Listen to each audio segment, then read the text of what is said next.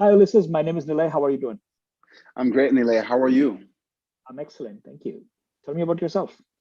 Okay, so I'm Ulysses, and I work as a data scientist for the government right now. The problem that we are solving is legacy identification process and management. We providing a modern solution to identification ecosystem as an identification ecosystem. So what it does is pretty much to provide a framework to digitize driver's license and health cards. It's applicable in healthcare, in finance as well. So to provide a more fluid, so it's very complicated for me to do the elevator pitch. So if you allow me, I'll try to do it again. So can we kick it off again? Sure. No. So that's So really let's pause. What we're going to do, we're going to hit the top again. I am struggling with actually is no problem. Being in front of people, explaining the okay. idea. So it's very hard to be put on the spot. We totally understand. Now, Nilay and I have been doing this for a very, very long time. If you guys saw me 12, 13 years ago, I totally understand. So what we're going to do is we can kick it off again. Right now, Nilay, did you play the video on an elevator pitch? What constitutes an elevator pitch? Do we have the Professor Hans video? Do you want to show him that, or do you want to just jump into it? Like what we can do? We can jump in. Yeah. I think I have the video. Isn't it about the story? And so what happens is that you're doing let's warm you up a bit, right? I'm going to give, because Nilay's going to do the pitch back, so I'm going to be your coach right now. See, when you think about identity, right, you might start off with the problem, because in what you said, you talked about driver's license and health cards, correct? Okay. Correct. And the identity around that. So I would just pick up the discussion and talk about the problem with driver's licenses and health cards, right? How much it costs, all of this stuff, and how you are creating a solution that is ready for 2021, that's going to make it easier, faster, cheaper for governments to issue these identification elements, and how you are the right person to do it, and why Canada, if that's where you're launching and that's where you want to do, is the best place for you to start. Okay. Sure. That's how I would kind of put it together. And if you can, bring in a little bit of your secret sauce. Do you know what I mean? Because you're a data scientist, right? So you gotta remember, I'm an investor. I'm not as smart as you, right? You know what I mean? Like VCs, they're not, I mean, we love VCs. We are also VCs, we invest, but they're not at, from a data science perspective, we want you to dumb down the tech. So it's like, oh, that's an interesting way to address this problem. Does that make sense? Yeah, okay. That makes sense. So we're going to go right up. Are you ready again? Are you ready? Yeah. Okay. So Nilay, I'm going to hand it back to you. We're going to head up again, and we'll go again. No problem, guys. Breath. Yes. Yeah. Listen, no take problem. A deep breath. You can do it. I mean, I've seen you, being in much better, more pressurized situation, being in a friendly environment. Yeah. Just focus on, just chill and just focus on what you got. Okay. So let's begin. I'm hitting the top. Okay. Let's start again. Okay. Okay. Hi, how are you? I'm good. How are you doing, Ulysses? I'm doing great. So let me tell you about the problem we're trying to solve. This is a legacy identification system. We find out that plastic IDs and non-biometric systems are exposed to identity fraud and identity theft. So paper and plastic identity documents are praised to the application, and since the encryption threshold is much lower due to technological advancement, it's easier for hackers to provide a duplicate version of a piece of ID. Beyond this, we count about $104 million lost every year in Canada due to identity fraud, identity theft. The financial industries, the insurance and healthcare industries are the most touched by those events, and we count about $8 million lost every month by those companies. Also, there's about 20,000 victims every year of ID fraud. The solution that we provide is a modern digital identification ecosystem. So it's safe, it's secure, it's based on decentralized ledger. The encrypted biometric system really enhances unleashes the power of artificial intelligence through the facial recognition. This is just one item of the biometric encryption. It's also time efficient and very convenient for the user. So in the big lines, why do we use the EID? Why do we use the digital ID? It's to help governments on their digital transformation journey as the need for a universal identification system arise in healthcare, internal security, and global travels. Yes. So we are a growing company. We're seeking for $1.3 million in seed as an exchange of 8% of equity, and we are valued at $8.4 million following the Berkus method. Okay. All right. So let's get some feedback on that, Nalay. Thanks, Ulysses. We got that going. Let's give some feedback on it. So part of as you do this, right? So what you'll find and you're going to see how we do it, how Nalay does it. What you want to do is, because we went a little bit long, but I think that there was really good pieces that you put together there, right? Exactly. For me, I kind of wanted to know the story about, because you are selling a product to governments, okay? Correct. And so for me, sometimes it's good to kind of put the whole story together. The reality right now is with cryptocurrencies and all the other things that are happening in the world, governments need to digitize, correct? Digitize, right? Correct, so whether it's your currency, your driver's license, your healthcare, your social insurance card, all of these things need to kind of come together, okay?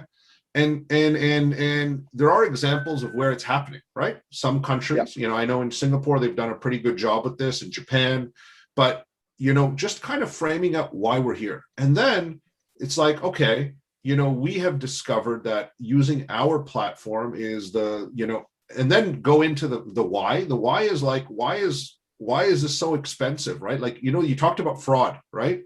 Like license fraud and healthcare fraud. How much does that cost the Canadian government or the Ontario government or, the state government, right? What is that costing them, right? And then, and then how overall, and then how is your solution going to be that simple, novel way to bridge the gap between that boring card that has a hologram, because that's what the security is right now, right? It's a hologram, okay? Versus what you want to do, okay? That is really critical, right? And you just have to be able to bridge it in, okay?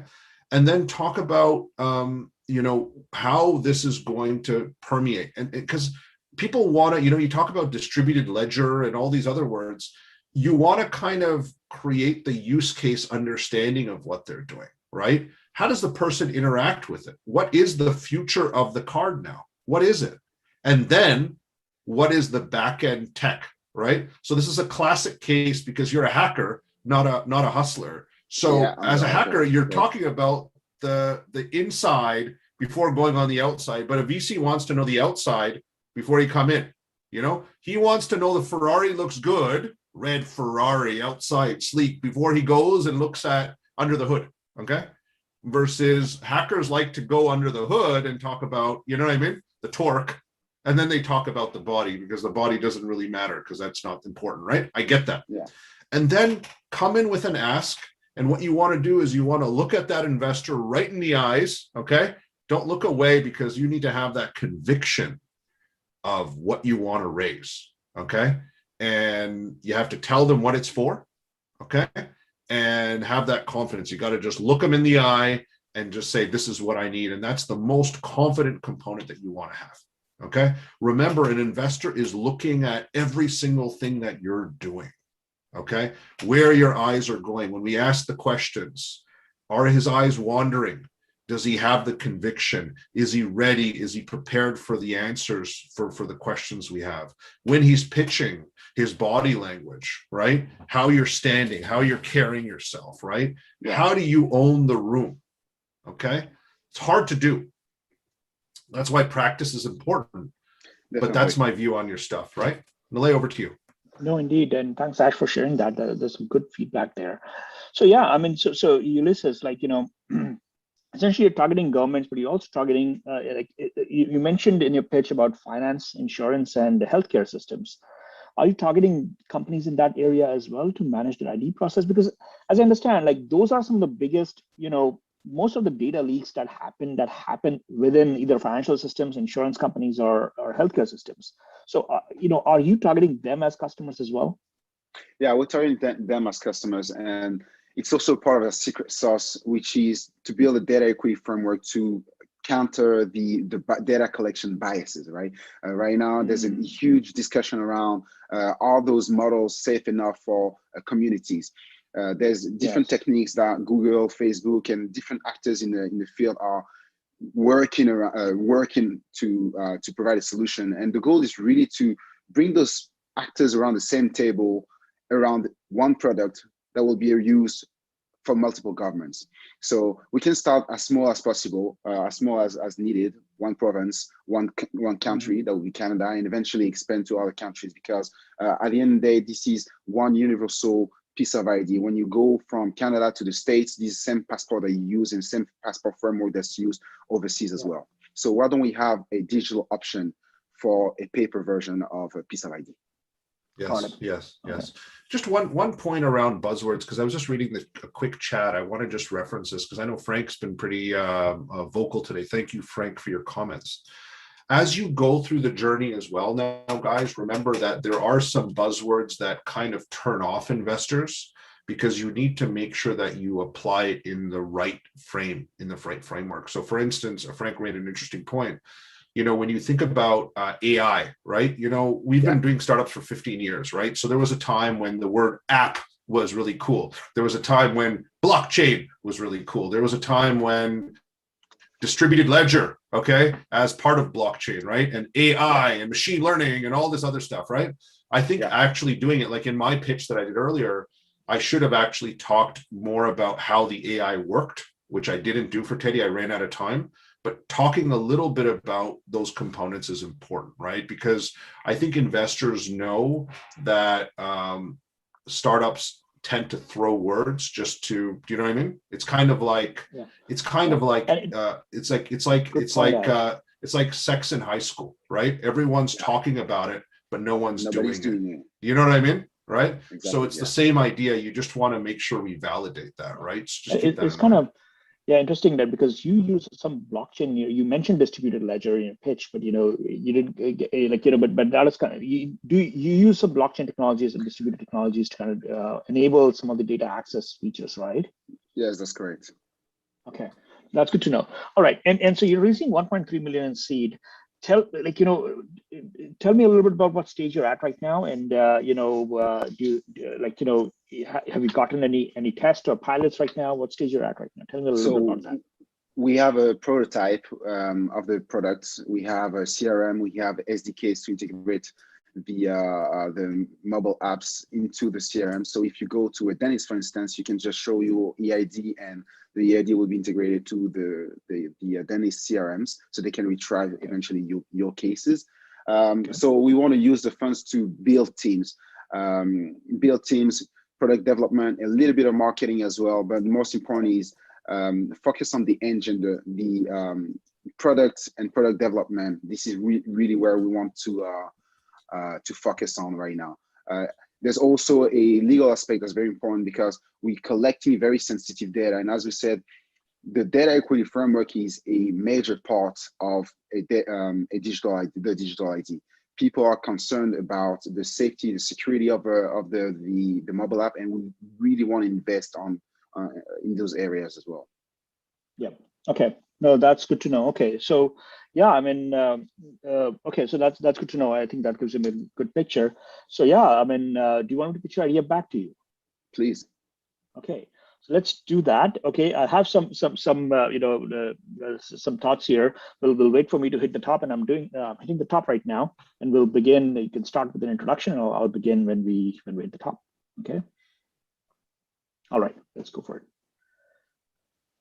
All right, so I'll begin. Hi, Ulysses. My name is Nilay, and I'm part of the Tethys ID team. ID theft and identity theft is a big problem around the world. In Canada alone, $104 million were lost last year just to ID theft. And most of these leaks happen because of the data stored within the databases of financial institutions, insurance companies, and healthcare organizations, because they often store this data along with their along with their CRM systems, and often they get hacked. At Tethys ID, we are creating a digital identity platform that digitizes customers' driver's license, health cards, and passport and other information, creates a separate, encrypts it using biometrics, and creates a sort of separation between the existing systems of these organizations and our platform, highly secure platform through this. Currently, we have built up a prototype and SDKs, and we are doing some pilots, and we are looking to raise $1.3 million in order to kind of take it to the next level and implement this system-wide. I've been working with the government on this for many years, and I look forward to kind of taking this to the governments as well. And would you be interested in a coffee in order to make our identities more secure? Right. Okay. Yeah. So I don't know if I went a little bit over time. Okay. I think the thing is that there are certain things that I try to bring on, and I was actually also thank you, Frank, for some good feedback. You actually the root cause of the problem that we identified was that there are hacks happening with these digital IDs being stored on the platforms of these financial organizations and insurance companies. And that's where the ID gets stolen. That's where most of the cases, times like these leaks happen. And you're actually building a system that replaces those existing systems with your system, where you have a bit of separation. You just use biometrics to authenticate, and you just send the that's a typical ID management platforms. That's what typically they do, right? They create a level of separation between these systems, or the data sort systems. Exactly. And I think sometimes it's not clear for many people, many investors who are not from the industry, okay, that like a digital ID platform essentially creates that level of separation, and you essentially do that using a biometric encryption and create that secure system. I also tried to bring in at the end, and that's where I went over time, was your credibility. Okay, and I made up some numbers. I didn't have the knowledge about how many years of experience in cybersecurity do you have? Okay, how much what makes you the person, right? Yeah.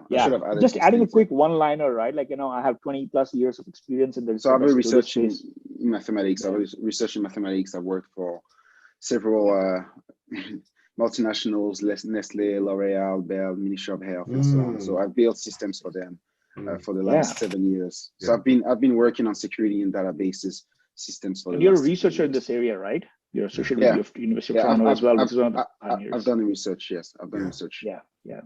So so you have to bring those elements to give you credibility as well, right? So being a researcher in the cybersecurity space, working for years with large corporations and helping implement these systems, that's where I think you want to add a little bit of just that, okay, to just kind of incite the interest among in the elevator pitch.